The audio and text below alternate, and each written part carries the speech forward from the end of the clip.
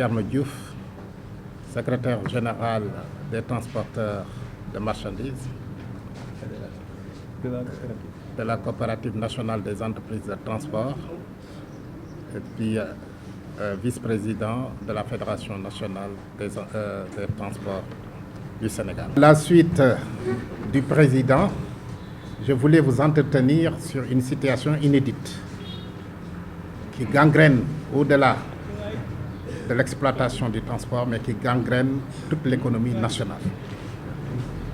Le Sénégal se trouve dans une phase de conjoncture difficile que nous avons traversée depuis Covid 2020, le Covid-19.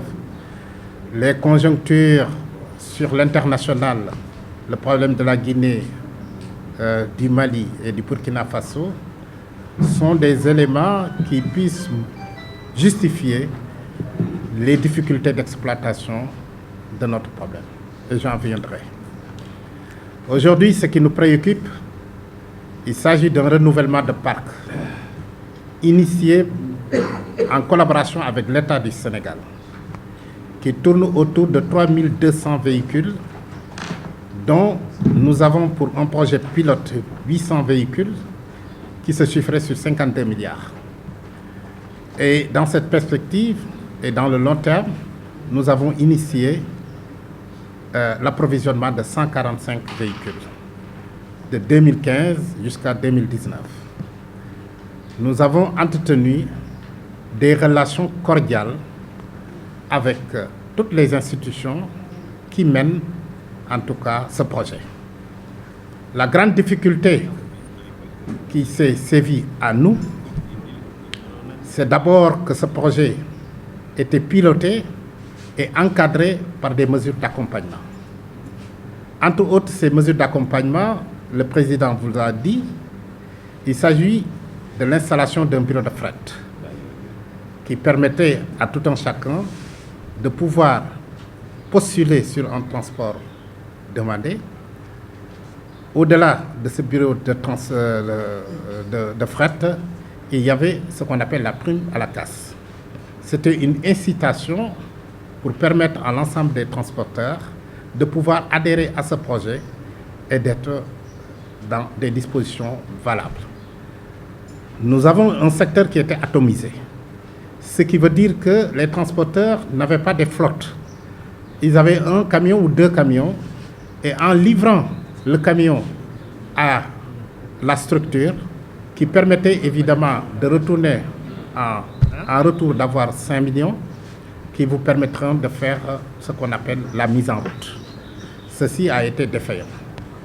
Ce que nous avons remarqué aussi, c'est que dans le projet, on avait la mise en place d'une usine de montage qui permettrait, au-delà des économies engagées par le projet, qu'il y ait des emplois dans l'ordre de 6 000 emplois pour ce long projet.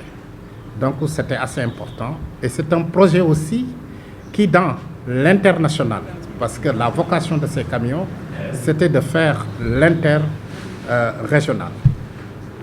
Ça permettait au port de Dakar d'avoir une respiration sur le volume de camions qui partaient.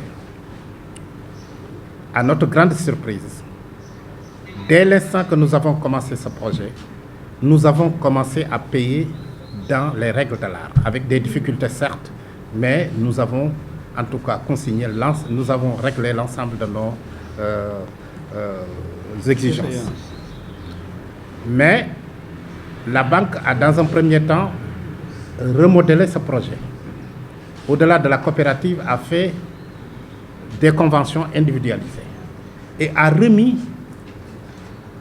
la totalité de l'argent qui était dévolu à ce projet aux ayants droit pour refonder encore un autre type de projet individualisé. C'était un élément qui a mis un peu de doute sur l'ensemble des transporteurs. Ça, c'était au niveau de la banque. La banque, pour nous prêter, c'est-à-dire avait donné un certain nombre de conditionnalités.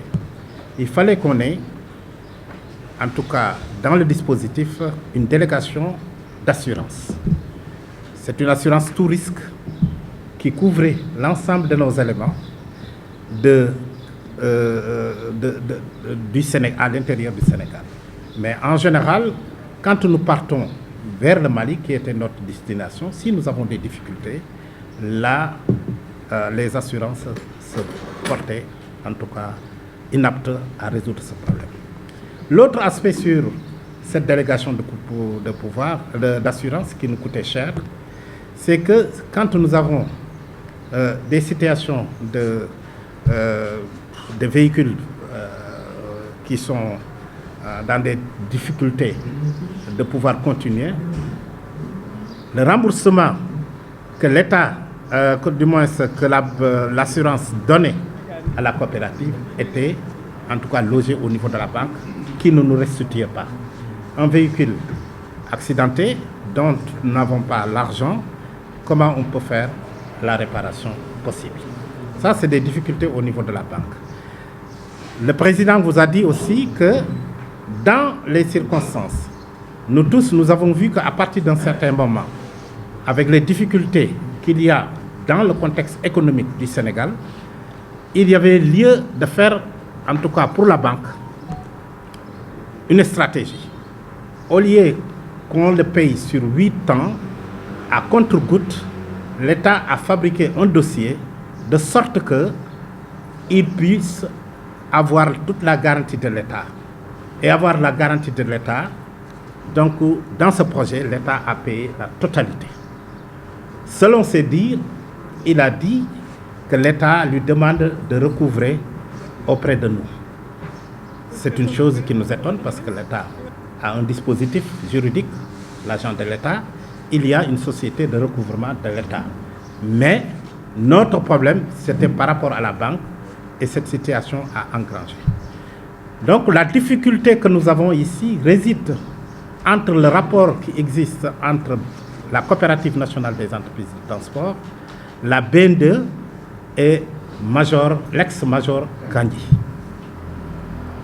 C'est un problème crucial, d'abord qui a commencé en 2019 avec la saisie de 13 camions dont ils avaient un projet initial pour remettre en tout cas ces camions qui avaient 4 mois ou 3 mois d'arriérés, de le remettre à d'autres. Nous avons dit que cette convention nous intéresse, nous, en tant que transporteurs, et nous avons la garantie de l'État. Donc, en 2019, ils ont laissé, en tout cas, ce projet en vieuse, et il a fallu qu'en 2023, dans une situation inédite, qu'ils ont manipulé nos comptes. Pourquoi? Parce que quand on parle pour verser, on nous a dit que vous n'avez rien à verser, votre compte est clos.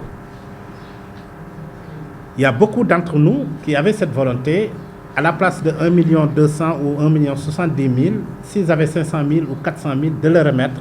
Mais quand on vient, il n'y avait pas la communication entre la banque mère et ses agences. Les agences ne connaissaient pas. Ils regardent, ils disent que votre compte est clôturé et nous avons des documents qui le prouvent. C'est cette stratégie qui a permis, en tout cas à la BNDE, de continuer à œuvrer et à faire une stratégie avec M. Kandji. Leur objectif était tout à fait clair. On ne va pas donner beaucoup d'éléments là-dessus, peut-être les questions vont le montrer, mais ils avaient des projets de remettre ces véhicules à d'autres, en tout cas pour l'exploitation. Ça, c'était un élément dans la stratégie. Notre élément principal, c'est que nous l'avons porté au niveau de la justice. C'était un projet entre deux privés qui est régi par le droit civil et commercial. On les a déboutés parce que les dispositions, c'était des mesures conservatoires qui ne donnaient pas lieu de retenir des véhicules. Ils ont contourné ce dispositif pour arriver à mettre en place, avec le procureur, avec un document que j'ai lu, qui est truffé de toutes sortes de mensonges, qu'on ne peut même pas décrire. parce qu'il ne connaît pas le transport et il ne connaît pas les individus, et qu'il a remis à la justice, qu'il a remis au parquet, et ils sont arrivés à demander au procureur de les aider, la gendarmerie de les aider, pour que les camions qui vont dans l'interland puissent être arrivés au niveau des frontières. Voilà en tout cas un certain nombre d'éléments que nous avons en tout cas repérés dans le dispositif. Nous avons pour le moment dire notre entière disponibilité de reprendre nos camions et de demander à l'État de faire en tout cas l'audit de la situation et de nous donner en tout cas des satisfactions pour montrer que tout ce montage qui était là, qui a eu quand même tout ce qu'il y a comme difficulté au niveau des familles, difficulté au niveau de l'économie, et aujourd'hui de pouvoir permettre à ceux qui les ayant droit de pouvoir exploiter dans le futur en redonnant en tout cas toute la visibilité du programme. L'État aujourd'hui, en tant qu'en tout cas expert en domaine de transport, j'étais sur les états généraux en réparation. Ils ont rectifié tout le dispositif qu'il y avait. Ils vont redonner les, tous les dispositifs d'accompagnement que nous avons dit, le bureau de fret, etc.